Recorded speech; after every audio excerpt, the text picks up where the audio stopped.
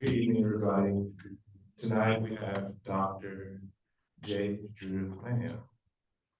And yes, I have played the cello. You ever need a cellist?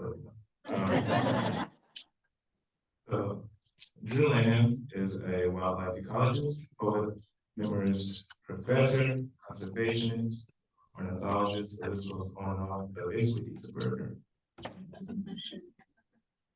Drew Lanham was awarded for the Arthur Jenkins Grant Fellowship 2022, recognized for his work to create a new model of conservation that combines conservation science with personal, historical, and cultural narratives of nature. Drew is also an author of the Home Place Memoirs of a Colored Man's Love Affair with Nature, which received the Reed Award for the Southern Environmental Law Center and the Southern Book Prize. He was also authored the poetry collections Sparrow Envy, Field Guide to Birds, and Lesser Beast and Joy is the Justice We Give Ourselves, which was published by Hub City Press. Drew Lanham serves as an alumni distinguished professor of wildlife ecology and a master teacher at Clemson University. He and his family live in the upstate of South Carolina, a soaring hawk's downhill glide from the Southern Appalachian escarpment that is now the Cherokee have called the Blue Wall. I am very thankful for Dr. Drew to come here this evening. He has inspired me to continue to become an environmental educator for youth, participants that come here at the Arboretum, so I can bring forth a sense of belonging to nature for youth of marginalized and low-income communities, especially youth of color. So without further ado, please welcome Drew Lanham. Thank you, Josh. Good evening, everyone. I hope everyone is well. Well, first, all of the thanks, Trudy and Stephanie and Rebecca, Malaprops, the North Carolina Arboretum, not more than a few flaps for a soaring hawk or a downhill glide for a raven. So but fortunately, the road has not been straightened completely between us, which means that some wildness still remains, that there are spaces that we can't flatten or straighten, which means there's still hope for us all. So thank you for being here, for your presence, and for the present of your presence. It means a great deal to me. And Asheville has long been, for me, sort of an island, really. It's been a bright and shining light sometimes in a sea of dim in some ways. And I tell people, anyone who will listen, it doesn't take long to figure out that I am a Southerner, right? And I love the South for the ecology, for family, for friends, mostly not the politics, right? And so I always lean into that because I think the South is where it has to happen for us to be better. This is where it has to start. There's so much good that is here in humanity, in the wild, that does remain, in the artists, the writers, the folks just working to make this place better. And so anytime I have the opportunity to stand in front of folk and talk about the work that I do, I want people to make sure that that they know when I go out from here, from this corner, and in my section of South Carolina, Oconee County, South Carolina, if you know where that is, that was known as the dark corner. It was known as the dark corner. The Better Business Bureau has now changed it to the golden corner.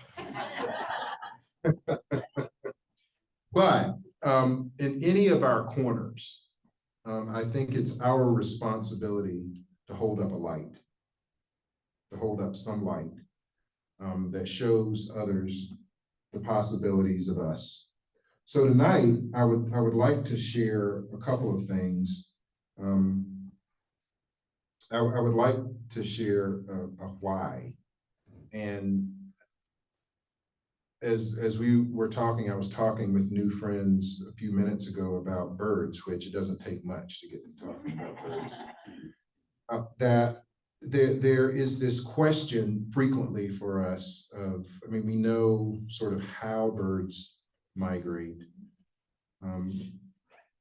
Evolutionarily speaking, we can talk about that. We can talk about factors of weather and even the stark realities of climate change and declines of so many species, changes in range. But one of the things that I found is that as a writer, as an ornithologist, as a bird lover, that it's important to talk about why we do the things that we do. I mean, you ever found yourself doing that? Why do I love birds? Why do I love wildness? What drives me to be who and what it is that I am? Convergent urgency. It is our world in a hurry. The intersecting paths of wild things, braided rivers twisting in and out of one another, surging towards the sea. Salmon, humpbacked, hook-jawed, and snaggle-toothed, rushing in reverse of the waters wanting, pulled to natal pebbles and slacking pools, to loose egg and melt in fatal spurts of a future that they will never see. The buck deer, knowing that the safer path runs parallel to the doe's, nose to ground, he chases, but she will make final choice. Homo sapiens, us, never wanting to wait, rushing time away, hitting send, soliciting likes, hoarding virtual friends, driving at hyperspeed to and fro, swiping right and left for love. The urgency is essential for wild things, big and small, airborne, sea-tossed, or tunneled underground. The featherweight warbler at midnight flying across a full moon, guided by stars, some instinct, decisions to be made. Passing over abysmal gulf and land expanses that may or may not be to land in a random tree, what tells this bird where to come down? The 1,000-pound bison, Tatanka, wandering because it feels a compulsion to graze that we can never know. There is something out there that brings life and force together for bird and bison and us. Much we can see, some we can explain by science, but volumes are unknown to us. Cause and effect become guesses more than not. The mysteries between known and unknown feed our fascinations. I am witness to as much as my life will allow. In my southern Piedmont home, or when allowed far away, wildness to me is inside as well as out there. My unwillingness to relent to the control of convention, to be always on the edges of my feelings, to break the boundaries of expectation, that is wildness. As far as I see it, my wild life lies at the intersection of three axes: identity, place, and nature. More specifically, my Blackness, my Southern ruralness, and my love affair with wild birds and wild places define me. My job is to have people see those three things that aren't necessarily unique to me, but perhaps undercounted as valuable and viable, Josh. This is our job. It's a complex and often messy, but absolutely necessary task to bring the three into a light that doesn't get swallowed up by convenient, cleaner narratives, to not get whitewashed out or colored over. I do this by writing as beautifully and as forcefully as I can. I would call that activism. Simply defined, to move an agenda forward in some way that creates a larger change behind the action than existed before it. I'll say that again. Activism, to move an agenda forward so that something occurs different after than before.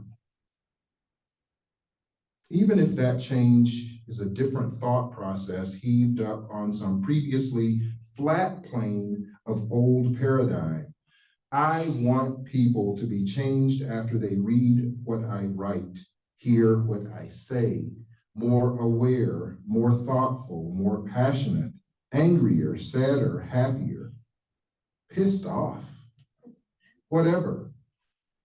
I say strike the hot hay in the noonday shining sun with an iron that's hotter than hell. Yes, mixed metaphor, but you get the point. I want all of it.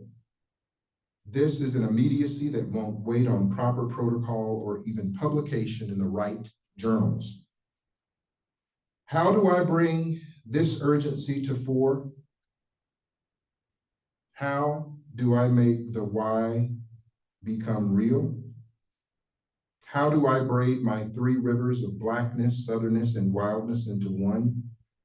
Knowing that my time is limited and words with my existence likely to fade while here in this earthly realm, I see birds as inspiration to be somehow persistently urgent.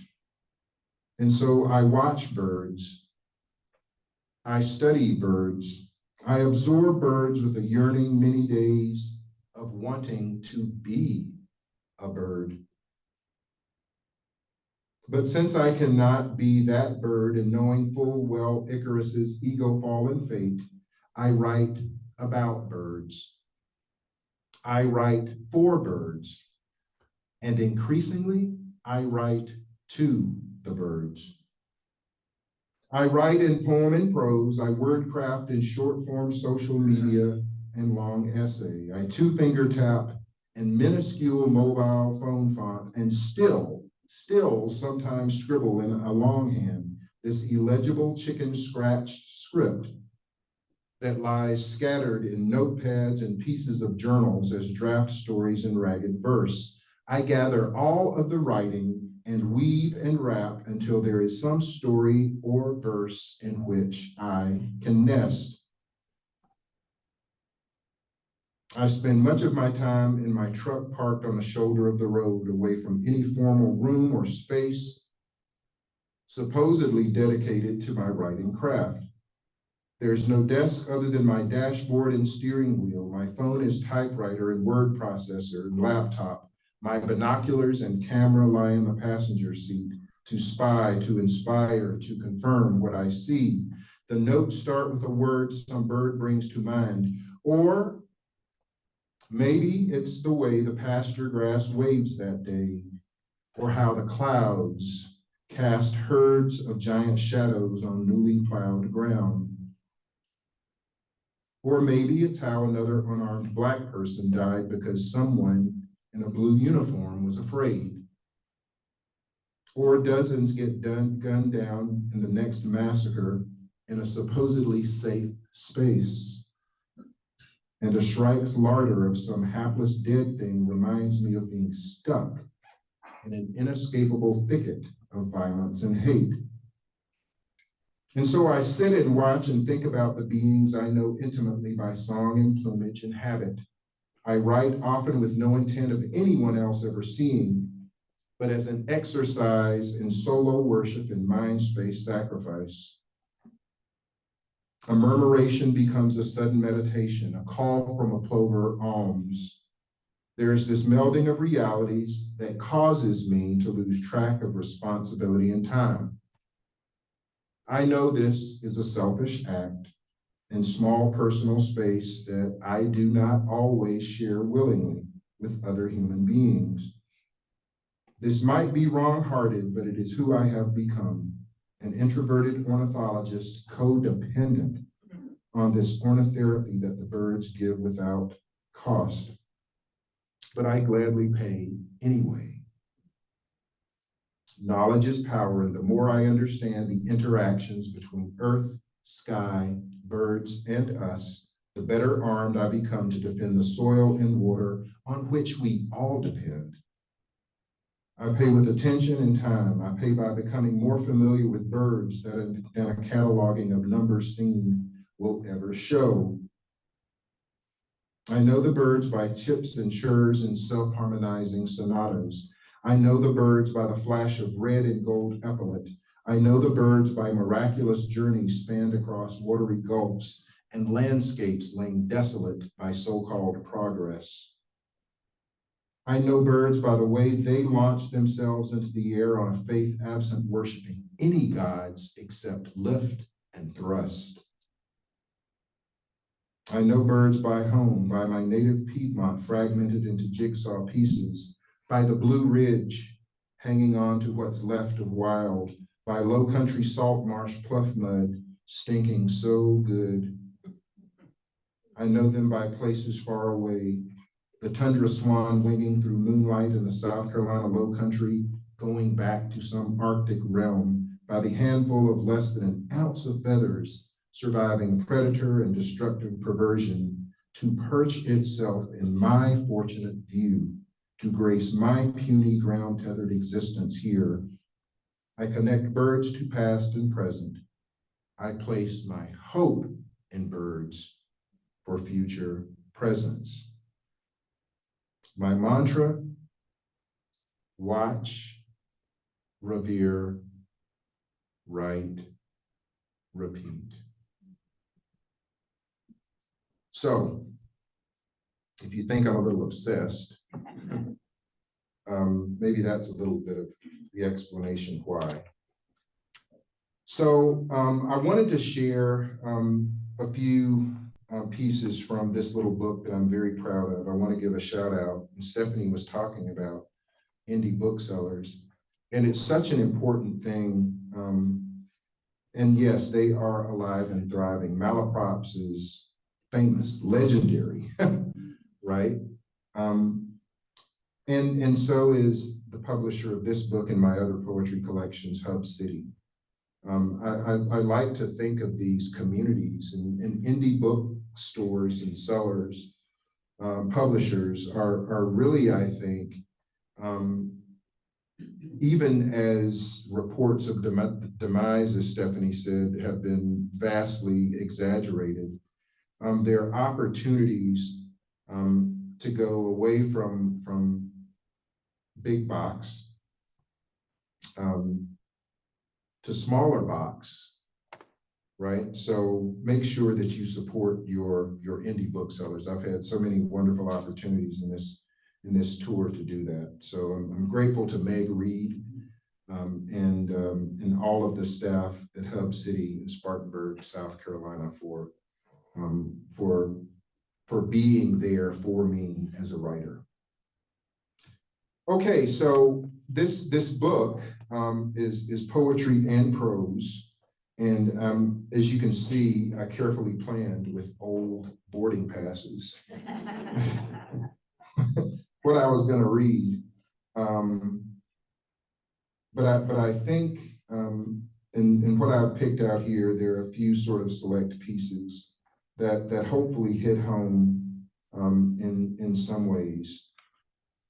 And I'll start because we're at the Botanical Garden. with a poem about plants, because birds need plants. This is called Nativist Namaste. And a little bit of background. This was pretty early in the pandemic. Remember that? And we were all, I was Zooming sometimes 12 hours a day. I've literally done Portland to Portland in a day on Zoom and several in between. This was coming out of Tennessee. This was with the Tennessee Native Plant Society. Now I asked them, I said, you understand, you know, I might not always gloss about native plants, right? I have questions about the language that we use when we're talking about making things great again by having everything native.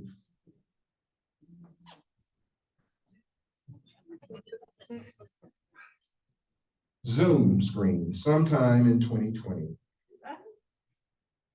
Upon delivering a lecture to a group of virtual lovers of all things native, wild, and free, whose memberships had been faithfully paid in certain societies, I was asked at the end of the talk, emoji applause duly noted, how will you get your neighbors to rid their yards of noxious exotic grass, to eliminate the Bermuda, the centipede, the fescue, to plant the native things that belong, broom sedges or paspalums, you know, blue stems, Indian grass. Can you convince them to go native? My answer passed a barely suppressed eye roll and the heavy sigh that I only half hoped they could not hear past mute or catch in the glare of the too bright ring lamp bouncing off of my receding hairline was in my head. I really don't know how much my neighbors will care about native warm season grasses or wildflowers locally raised and pollinator safe when their health is threatened by viral strain or heightened likelihood of being fatally police detained, or worrying over the job that's gone. I cannot in good faith ask them to nuke with poison the green they now have, to ask people who might have hungry stomachs, emptying wallets, maybe emptying lungs, to destroy the little they have to satisfy some vision of perfect Piedmont prairie that once was cherished lawn. Now, all of this swirled round in pre-verbal thought response. Then I opened my mouth. No, I replied firmly, I don't think I will, I haven't tried. The virtual crowd sat silent. I glimpsed a head shake, or maybe it was just an SMH vibe I got. No yellow hands clapping showed up in the little people-filled boxes. My lack of eco-conversion conviction of restoration awareness was not so appreciated. Just a few days later, another chance, this time about the birds, not plants, and what is and is not properly wild. Then too, the host wanted to know what might my thoughts be on why skin color matters sometimes, more than a Pittonax flycatcher identity. Having given my black birder opinion on offenses taken personally over the prosecution and profiling of dark-skinned humans, and, by the way, black feathered things like calling double-crested cormorants nigger geese or blaming Negroes for quail disappearing. It's in the books, y'all. It was time for Q&A. Hands went up. I took the questions as they came, gave easy, funny quips about being stuck on butcher birds, offered advice on where best to see Swenson's warblers. Then a chat question rolled up. But what can I do about the house sparrows? They are pushing my poor bluebirds out. The questioner seemed desperate in all caps. apoplectic at having the Eurasian weaver finches anywhere around. In remote solitude, I smiled wryly, swallowed hard, gritted my teeth through the screen, then replied, "Not so sure house sparrows are your biggest problem, ma'am. Sure, they may usurp," yes, I use the U word, "a nest or two of what some would deem more desirable kinds." Then inwardly began mid-sentence a thought process, a conversation wholly within myself about the Nazi scientist's love affair with what belonged and what didn't. Wasn't there some idea of master types of this and that floating about? How did that scheme of exclusion and homogeneity work out? But I kept that train of thought on its own internal track with only me on board, and hitched for a second on revealing a musing of racial purity politics and its proximity to nativist ecology. But instead, I said aloud, "The cats roaming your neighborhood are the worst players in this birds declining by billions tragedy. Keep them inside and your bluebirds will be better off." Don't blame beings who never asked to be here for their presence, but found a way to thrive in spite of fickle minds who just as soon destroy them once their service is done. I proceeded to mention starlings, the beauty of murmurations viewed from afar, the hate of the same birds up close, tears of joy to words of hate, the way we accept some for who they are, then deny others lives because of the same, depending on how close to us they come or how far away they stay. The room went quiet. From the Zoom squares where these questions grew, through a thicket of oblivion and blind spots, a touch screen of shattering silence, kind of like the one from the old bird club guy. A white man who advised behind a half smile that I get over racism because he resolved the Holocaust by practicing Tai Chi. 6 million plus exterminated, but martial arts in a park made it all better for him. My constant reminding that things weren't so good for too many birds and Black folks alike was too much. He declared with the same shitty smile, "Get it together and you'll feel better. Be more positive. It's not all that bad." He waved. I did not wave back. I looked into his square, wondering if George Floyd ever thought in the last moments that downward-facing dog would save his life. I did what the Black man, face full of asphalt, was denied by a knee on his neck, and breathed deep as I could with a long, slow blink to keep anger and tears back. Namaste, motherfucker. Was what wanted to pour out. But all I could do in that moment was think of how this idiot was the problem with so much. "Next question, please," dribbled from between my lips. The Tai Chi birder, the Holocaust happy birder, sat confident in his prescription as I struck second thoughts from my repertoire, made speaking first mine requisite condition. So that's kind of how I'm thinking about things these days. And being in an arboretum and even having a conversation about plants, right? And thinking about what belongs here and what doesn't belong here. And I imagined myself on a nativist kick, sort of being like botanical Jesus in the temple and coming through and just wiping out all the hostas.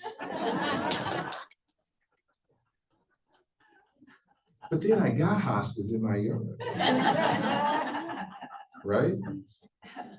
So it is something to think about. I like crossing these lines. I like thinking about who it is that we are and why we are who we are.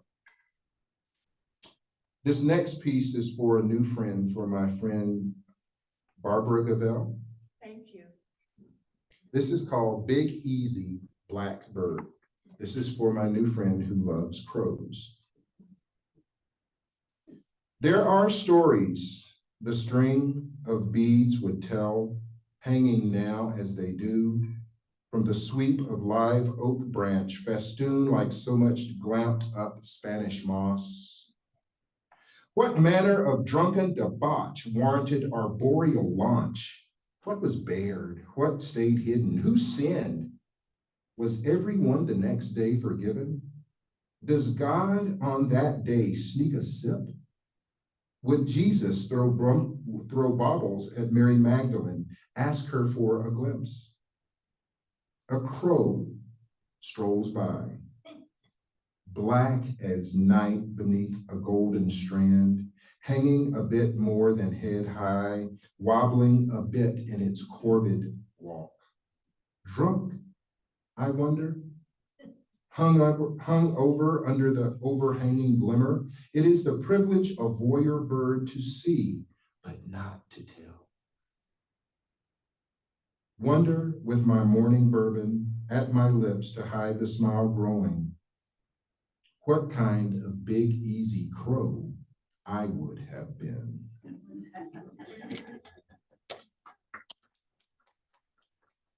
And that actually was at a little bar, 2 days after the celebration. I was near Tulane University and this crow just caught my attention. Such an intelligent bird, but if crows told what they saw,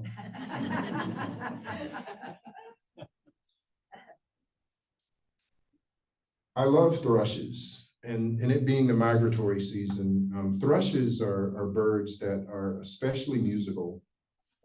You'll hear me refer frequently to self-harmonizing sonatas. And songbirds have not a voice box, but a syrinx, right? And it's constructed so that they can sing 2 notes at once. Now, I can't carry a tune in a bucket, but imagine a bird like a wood thrush, right? Singing 1 note against the other. It's like hearing a pan flute in the woods. This piece is called Wish Thrush.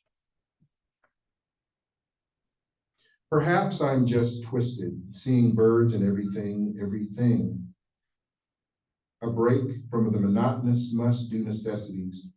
Why do today what can be worried over tomorrow? And forgotten summer hoarded shells fallen out of an old bag were just the entropic entangle needed to inspire a fantasy ramble. Without much thought and minimal rearranging, a thicket-dwelling gray-winged wish welker being the old Afro-Dutch for thrush, not really, flew out. I'm not sure where one might find the species on a field guide page. Everyone from Johnny Jim Audubon to Ken Kaufman seems to have forgotten it. From what I recall, the old folks called them farther muckers, owing to their legendary long-distance intergalactic peregrinations. It didn't utter a single identifying call, and I'm not so sure it even sings. I'm surmising that it was miraculously created on the first day of the week by a lesser pseudo-god, given to easy distraction, procrastination, and an admiration for adaptation and evolution as wondrously divine, and to a keen noticer who sees migration as miraculously sublime. Guessing too that the inspiration came from some attention to non-attention and wandering thoughts. Now this is the kind of deity with whom I fall in line. Regardless of origin, it is immediately listable on the Life is How You Live It list. This makes 10,569 on mine. Or is it 3? Who knows? In any case, I will submit to me bird, but later I must get an accurate count of the one I thought I saw, or else enter the taboo mark of an unquantifiable X. I'm thinking the powers that be might not go for my photographic evidence. I would guess they'd whisper contrived. I really could not care 1 alula less. The appearance of such an ethereal being stunned me. but I regained my composure, collected my wits, and watched carefully as by thicket dead reckoning and wishful delineation, it appeared to be headed north by northwest, guided by the unseen filtered refraction from a waning moon's snail shell. Perhaps it is one of those aberrant reverse autumnal migrants. Like me, it chooses to fly against convention, hurling itself headlong into a headwind, ornithologically backward and by ichthyological salmonid leanings upstream. Whether taxonomically aligned with shorebirds or the passerine kind, I've got its gestalt down. If it looks like what you think it might be, then maybe it could be not. The so-called experts who drop names on things might code the shellbird with W-I-T-H. First two and last two letters being recognized, convention, but I wanted more. And so without consultation of any authority other than my own, L-O-V-E is the second four-letter code I've assigned. That's the archaic pre-Latinized anglicized abbreviation for lesser opportunistic vexing epidnax. Some once thought it a flycatcher, but have since been proven mostly incorrect, but not quite completely wrong. If you so choose, you can expand and explode convention and call it the with love bird. Good? Good. Seems the best way to ID such oddly rare happenstance creatures of memories gone on and future desire is with a singular focus of the heart and a zoomed out, close focused, wide open mind. Its range is mostly unpredictable, but always check your backyard for molted dreams. That's a sure sign a wish thrush has been around. I'm petitioning already for inclusion as a wistful species. Its status is primarily threatened by a persistent fragmentation of the imagination, demoralizing predation by indoor house cats, and a proliferation of invasive exotic hopelessness. Thank you. This bird came together actually in the thicket. It came together. I had these shells and they fell out of whatever I had them in. And sort of there it was with sort of minor rearranging, there was this bird. And in that moment, and again, so much of this came to be during a time that felt hopeless, during that pandemic, and breathing, which I don't know if you were one of those. Every morning I would wake up, or sometimes in the middle of the night, to check my breathing.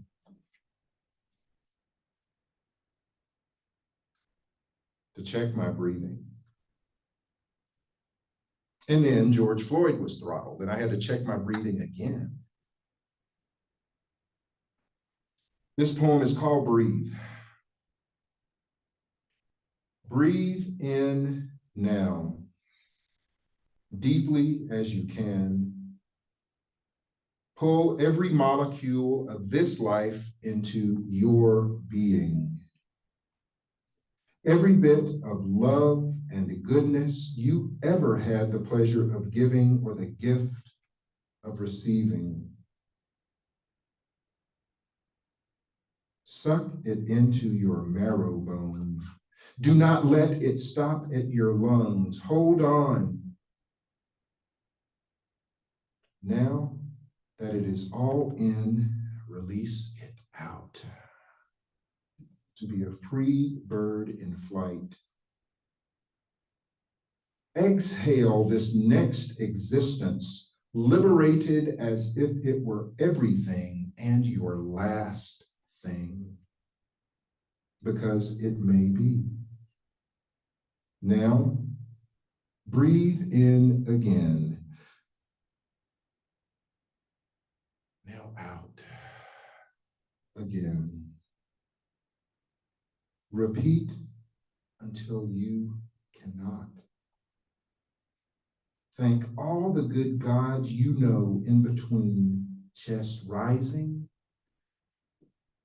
chest falling, for your blessed, still living lot.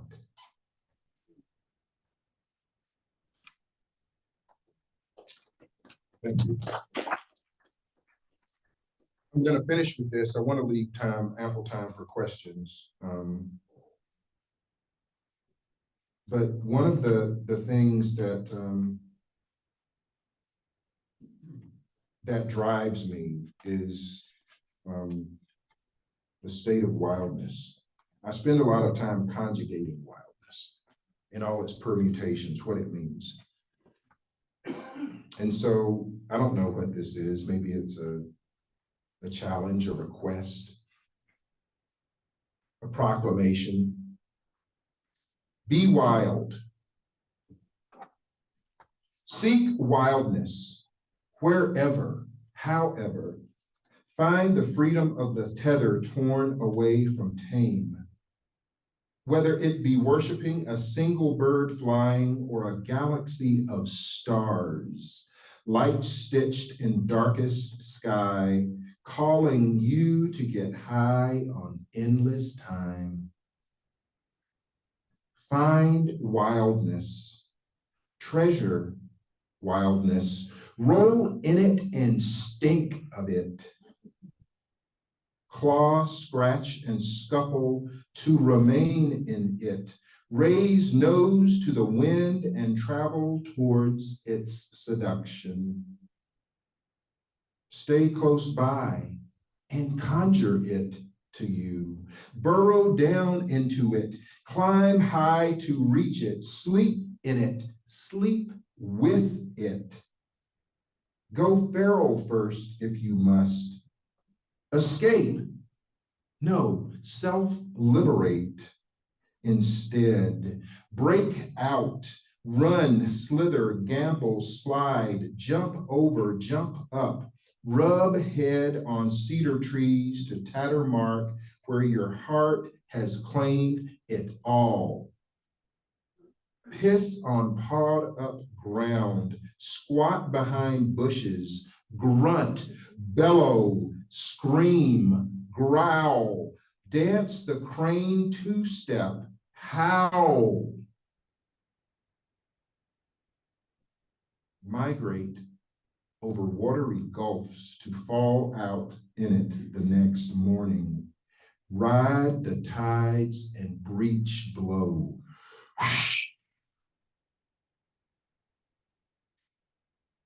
Catch squirming bliss in your mouth and swallow it whole.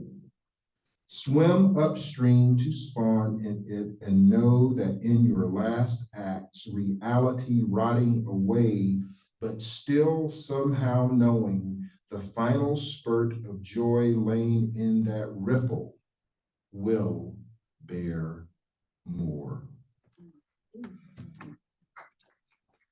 Thank you.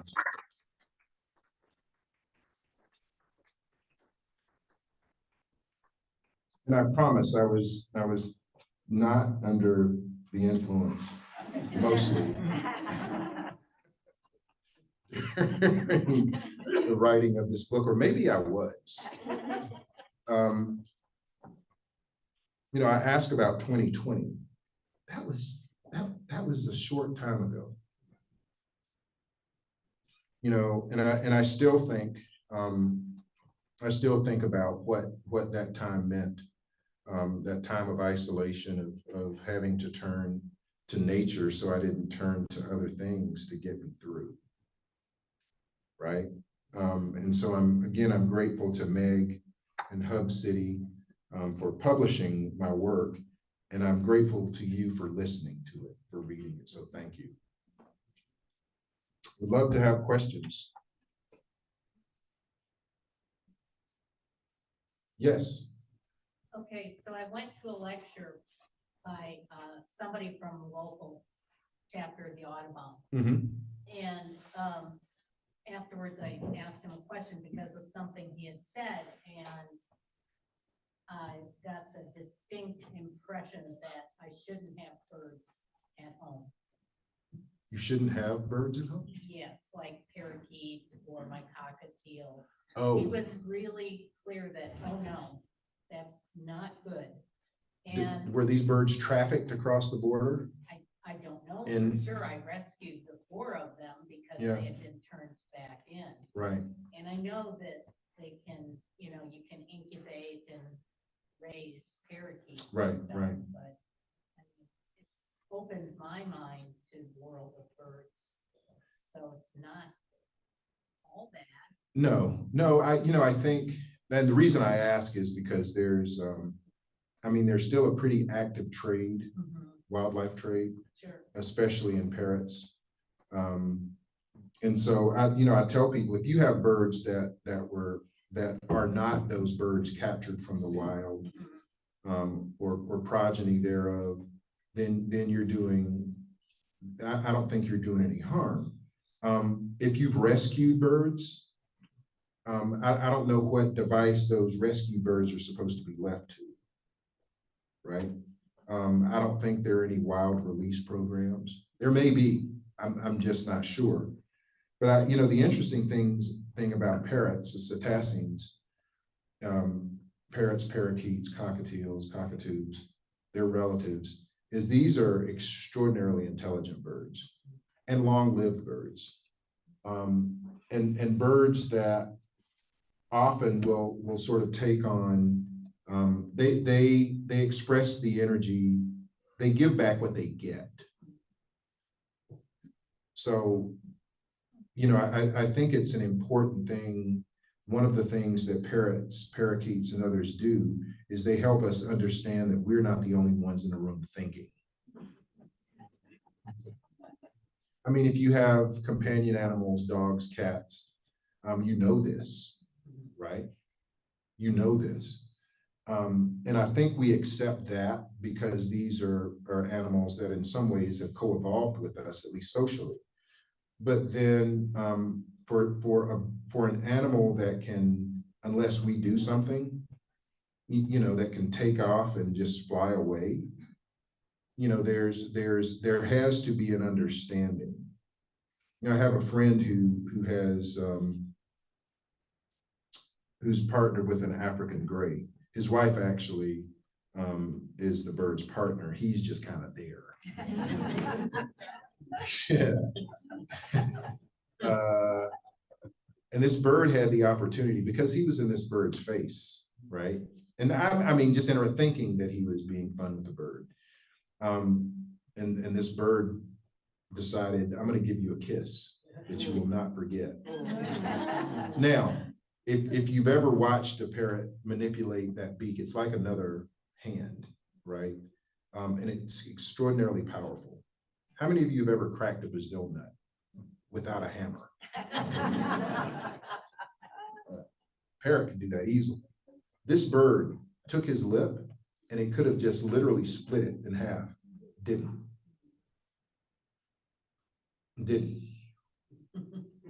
So, and he said, I learned. He said, I was being disrespectful. And his wife said, yeah, that's why I stood and watched. Because I knew. So, and it may not have been an African git, it may have been like a yellow nape. But in any case, I think before people just say outright, oh, I mean, there are cases of bad and good and some things that we have to stand on and say, yeah, don't do that. But I mean, you have to have full context. That's all I'm saying. And you've rescued lives. So where's the bad in that? Right? And again, part of the chance that you take is, I mean, trauma can run deep in all of us. And so the patience that you have to express with those birds is what you're doing. I think, what we're doing, especially with birds, not so much with dogs or cats, but with birds, there is a wildness boundary that the birds keep to themselves. and you can never know it, and they will never share it. That's the wonderful thing about birds. That there's a wildness there that they know, they remember, that there's again, the ability to just take off and go, unless, again, we've done something to stop that. And then I think they also know that there's not trust there. So I think those are things that we have to think about in our relationships with animals. Is, what are those relationships? So, I'm an omnivore and a hunter.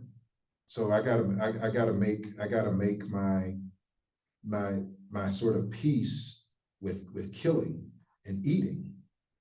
But when I'm up on the Arctic tundra, I've also made my peace with being killed and eaten. So, to understand, sort of our place in a cycle, it's complex and it's hard, right? It's hard. How do we deal with other beings, not us? And I think that sometimes blurring that line is important. There was another, yes. Hi, thanks so much for coming out. It's been really wonderful to hear you and your work tonight. I just wanted to say, you have a voice and a perspective that you don't often hear in nature writing and nature poetry. And I wanted to know a little bit more about the writers and the poets who inspired you creatively, who kind of fills your cup in that way. Well, thank you. Thank you for coming out. Wow. I was the kid in ninth grade. I tell people I was the kid in ninth grade who didn't grunt and moan with essay assignments. I was like, yeah, I'll get that done like quick. It was like calculus and stuff that I hated. So that's part of where it started. But, I go back to, first my parents and my grandmother having books everywhere. And that made a difference, that I was able to pick up encyclopedias and magazines and, this set of classics that I was constantly reading, like Lewis Carroll, because I wanted to be Alice. I did. I was like, man, and I didn't know that, the shrooms were probably involved. But so from an early age, I think exposure, or at least having access to literature.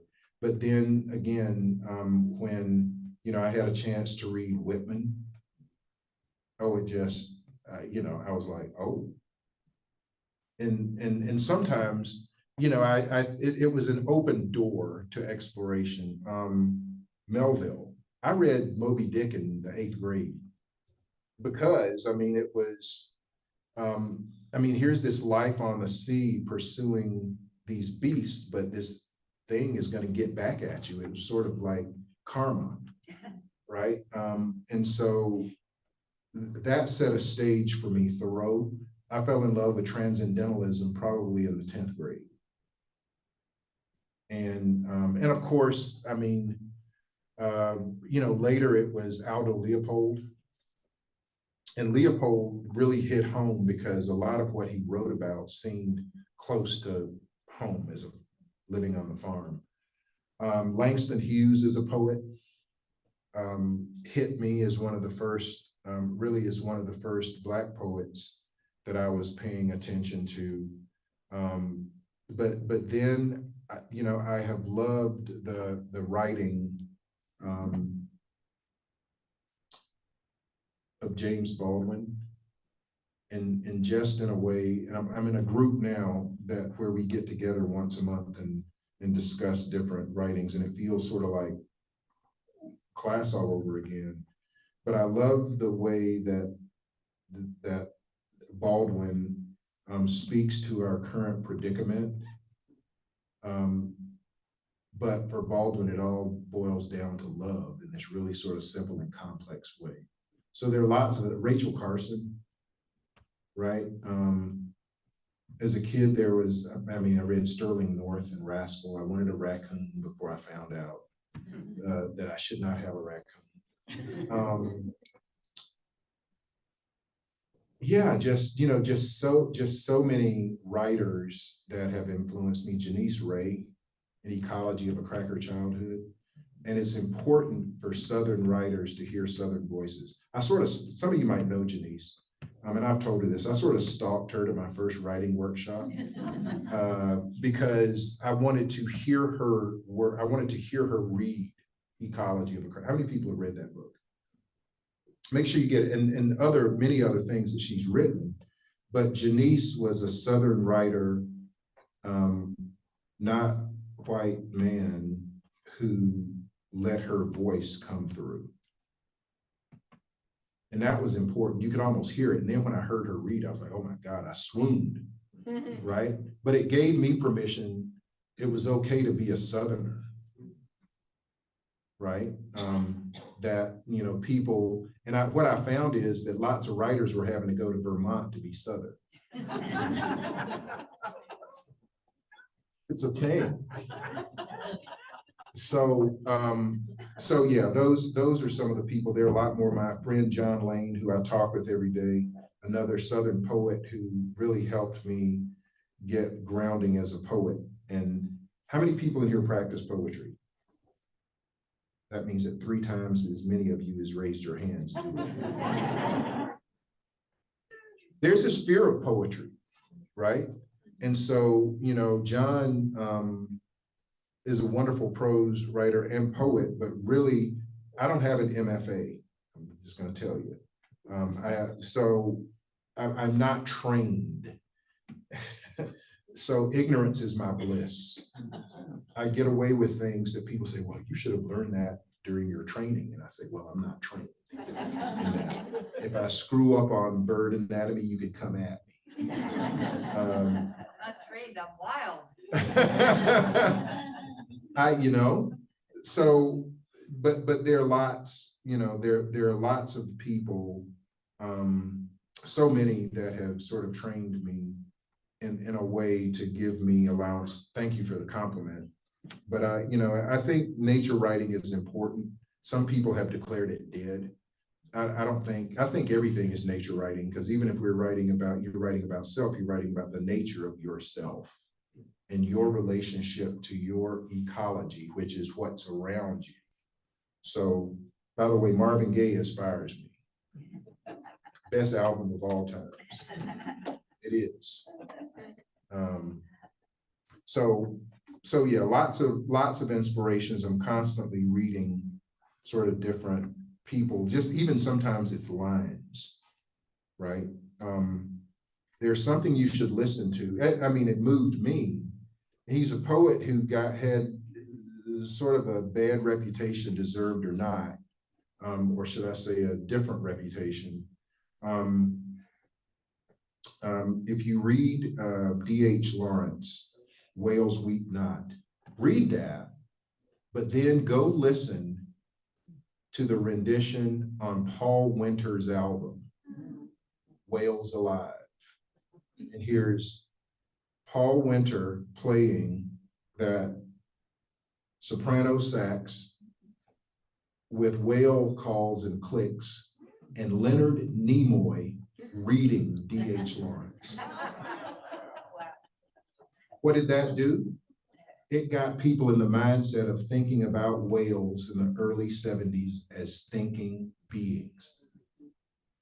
And policy turned on it.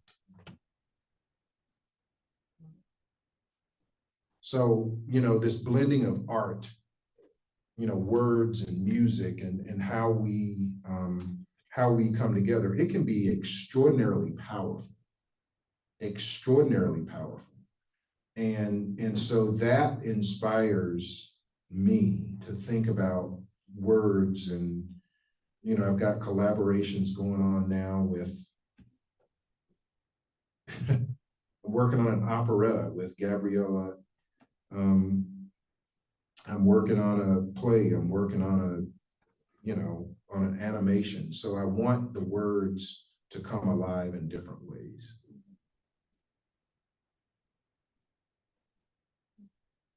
Other questions? Yes. I am very moved by your words on activism. Thank you for that. curious about your title and how you came up with that title and its meaning and connection to. Let's go back to 2020, and was having a conversation with someone named Krista Tippett, who I had ignored for 2 months. I got these emails from this on being thing, and I was like, this spam, these people. And finally, I was talking to a friend, and they said, "Who?" They said, "Get off the phone now and call her back." So I was having a conversation with Krista, and I think it was helpful for me not to know sort of her reputation. And it was one of those days, we didn't do a Zoom call, it was just a phone call. Because I said, I'm just tired of Zooming. And we just had a conversation, and the question she asked me was, you know, in these dark days, how are you finding hope? How are you making it through? You know, with all that's going on with civil unrest and racism and the pandemic, all these people dying, how are you holding on? And I didn't think very long. I said, joy is the justice I have to give myself. You know, because every day I was going out in the backyard and watching birds. And during migration, you know, birds would come through that had been in maybe the Peruvian rainforest and had witnessed harpy eagles and jaguars, you know, like a scarlet tanager might. But then there were red birds, cardinals, in the yard. And instead of just saying, "Oh, I've seen that cardinal before, I've seen a cardinal, oh my God, how many cardinals are there?" I could begin to recognize differences in cardinals. There's one female cardinal with an overbite, right? And so that gave me joy. And it felt like at that point in time,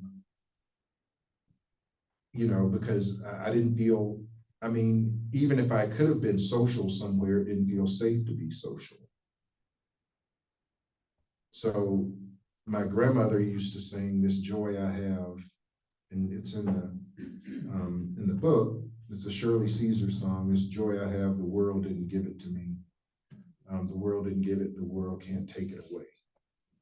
And so I remembered my grandmother, and it's, you know, it's attributed to Shirley Caesar, but that's an old song.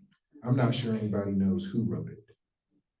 So that's where it came from. I went to joy is the justice we give ourselves is because I think it's important for all of us in the dim days since and to come that you find some brightness and joy that you take.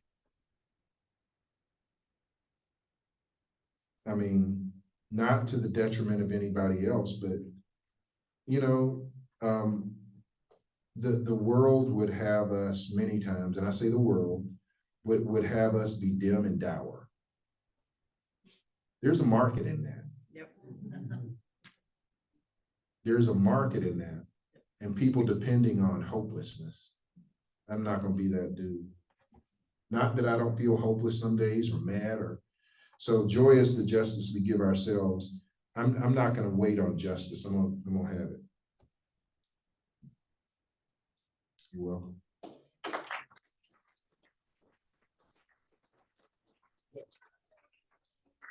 The Krista Tippett program that I heard you interviewed, that was over the phone. Mm-hmm. Yeah, it was over the phone. And actually, I missed the first call. It was crazy. We've since become good friends. But again, it was one of those, it was just a conversation without pretext, without me being nervous about who she was or anything like that. And we just had a conversation. And, you know, I think that's important. And actually, you know, I'm a big fan of that, of just having conversation. I mean, I'm not against Zoom and seeing someone, but I think we've defaulted to that. And so it was just that was a point in time where, again, she understood that exhaustion that I was having. I think maybe she was having some of that too. I don't know. But yeah, it was just over the phone. Sure was. Yes. What is Louisville's ideal day for you? Oh, goodness. Well, we bought a farm, didn't buy the farm. Thankfully. Yeah. Bought a farm, and getting up and being able to walk to this little pond, right? And whatever birds or wildness or sunrise is out there, to be able to go and be on sun schedule and dawn chorus schedule, and to have my coffee and to look out over green or gold and red or bare trees. The other day, hearing a wood thrush on that property and knowing that wood thrush had chosen me in a way.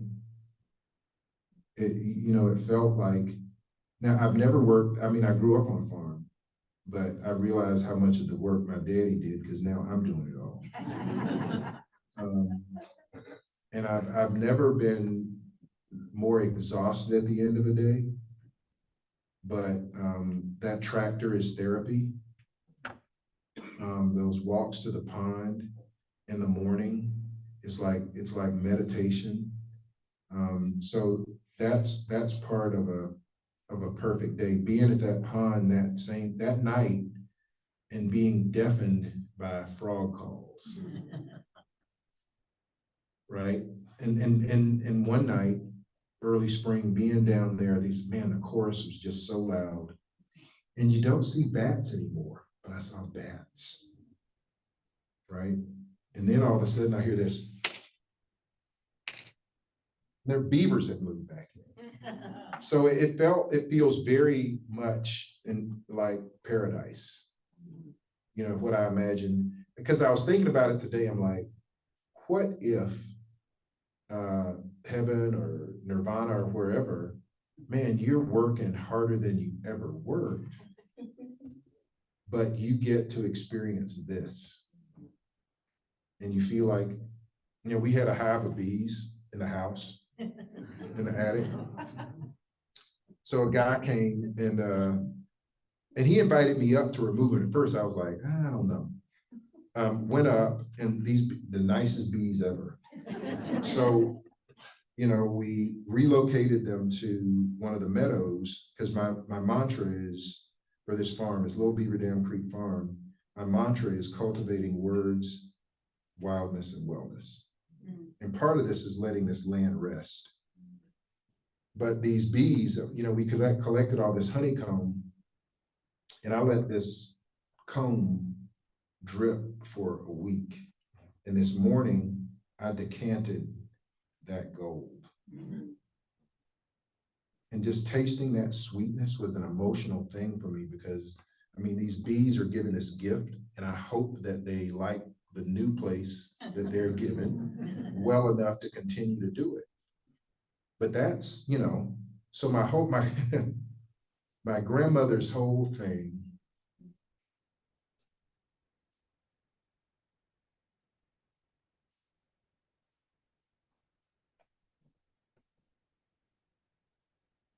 about honey, because as a kid, I used to be like, man, that's gonna be sticky. Streets, milk and honey, right? I was like, ew. That honey and that gold, tasting that this morning from those bees. Now I'm getting hives. Beehives, not hives. But that's an important, that to me, and I didn't think of my grandmother and her explanation of what heaven was to her until just now. but that jar of honey that came from bees that, no, we didn't want them in the attic. You know, I got stung once. And what Randy told me, he said, bees read attitude. And he said, you were so calm, you know, and we went out today to check on the new temporary hive, opened it up, and they're doing their thing. They're having to create a new queen. But the bees, again, they were just all around, and I didn't get stung. I didn't have a suit. Now, when we get ready to move these frames into a real hive, I'll probably have to do that, but those bees are telling me something. So to me, a perfect day or joy is being able to exist in this place where you get to feel the land, listen to the land, move sort of in harmony and rhythm with it, not against it, not forcing it to be something that it doesn't want to be. And then seeing what it will give you in return. So, and that's, you know, we haven't been there a year yet, but that's part of it to me. Thank you for asking. Yes. I love your words. I've read, I think everything you've written. So thank you for Thank you. Your words are a gift. And I think one of the things I love the most is your ability to play with language, but also with very serious topics. So the poems that you picked tonight were perfect examples of that. And now that I've heard you read them out loud, I don't think I'll ever forget. And as I'm reading you again, I'll hear your voice. Thank you. And I know you shared some of the things that you're working on. Do you have some more books in mind? Yeah, I'm under contract for 3. But the one that's next actually is a children's book with Enchanted Lion. Yes, so hopefully I get to come back here and talk about it. It's The Bird I Became. And so it's a story of a little boy. It's sort of, I call it quasi-biographical, in that he dreams of birds and wants to be a bird. In this case, particularly a scarlet tanager. Right? And so that book, we have an agreement with an illustrator. So that's in the works. The bigger book, I guess I could say, is with Farrar, Straus, and Guru. It's range maps, birds, blackness, and loving nature between the two. So it's a book of, each chapter is about a species. So it's roughly right now about 18 chapters, but I call it the eco-psycho-social ornithology. So you heard me talk about double-crested cormorants. And there's a chapter on double-crested cormorants because, I mean, Roger Tory Peterson himself called them that. And you know why they were called that?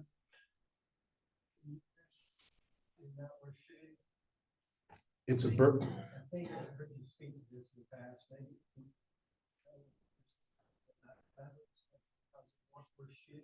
Yes, they would. So they're birds that that take what other people want and they fool them into wasting ammunition on them because they look like geese or ducks, but they're not worth eating. So even now, those birds down on Lake Murray, on Santee Cooper in South Carolina, and in other places up in Michigan, they get permits to kill double-crested cormorants. That bird was at one time a poster bird for DDT. But down there, they were, the permit said a few years back, I think it ran for 3 years, like 14,000 birds a year, but nobody ever counted. And people were just blasting away at these black birds. And it came to mind, so you think about, Peterson was referring to them as that back in the 30s. in Sprunt and Chamberlain, Birds of South Carolina. It's listed there in the book. But then I'm in class teaching one day because I'm teaching colloquial names and we're talking. It was a little bit of a trick, but so I said, okay, you know, different birds. My grandmother's ornithology, red birds is, they'd say cardinal. I'd say rain crow and they say yellow-billed cuckoo. And I said, okay, hunters have names. And so I said greenhead and they said mallard. I said gray duck and they said gadwall. I said cormorant and somebody said nick.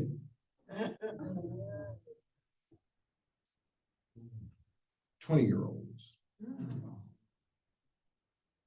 So it's not dead. In duck blinds, people are saying this.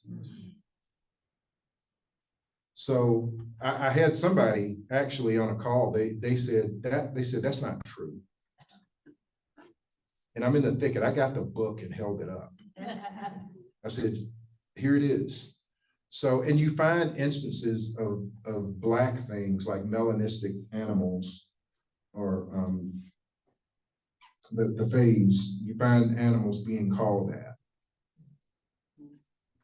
So in natural history, and people want to say, well, why would you want to think about those names? It's not important. Yes, it is.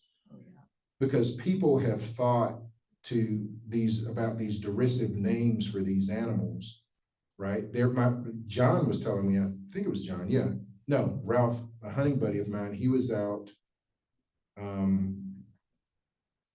no, it was John. It was out west, and there's a grass that's really great for grazing. It's called grease grass. Local name for it, nigger grass, because it's got a black root.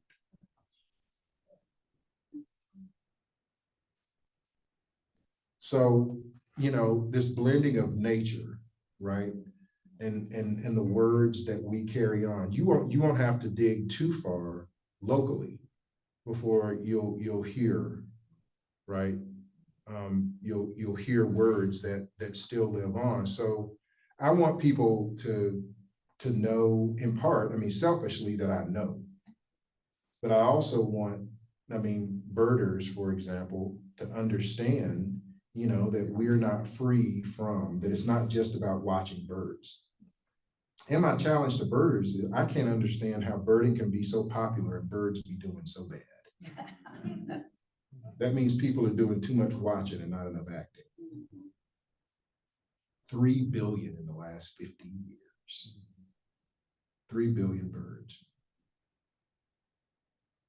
But during Black Birders Week, the first one, we're trying to deepen birding, bird watching, bird conservation across demographic lines.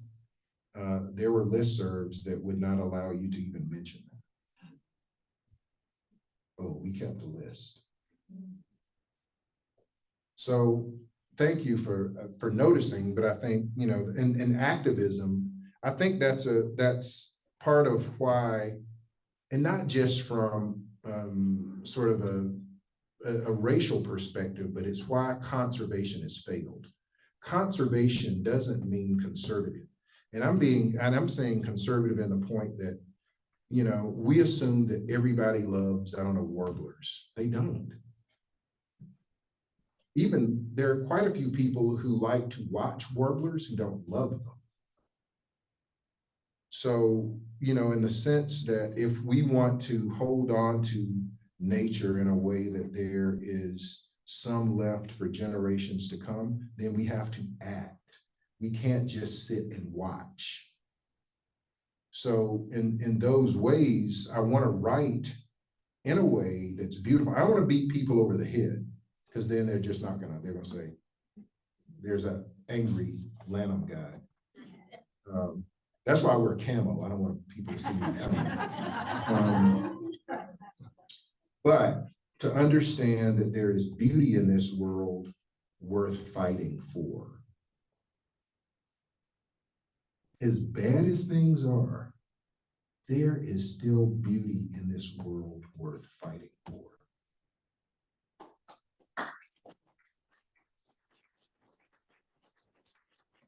Thank you.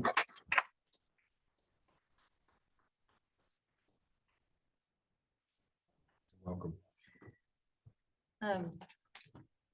Thank you so much, Dr. Lanham. What a beautiful place to be and sit and hear and learn. I just want to thank you all for being here and to invite you all to sit with the words, the beauty, the hard truths that were shared here this evening, and let them sit with you and let them transform you and let them sit deeply within you. So I encourage you to take time with them and don't just close the story when you leave here today, but think about what are the notes to birds you'll write after this.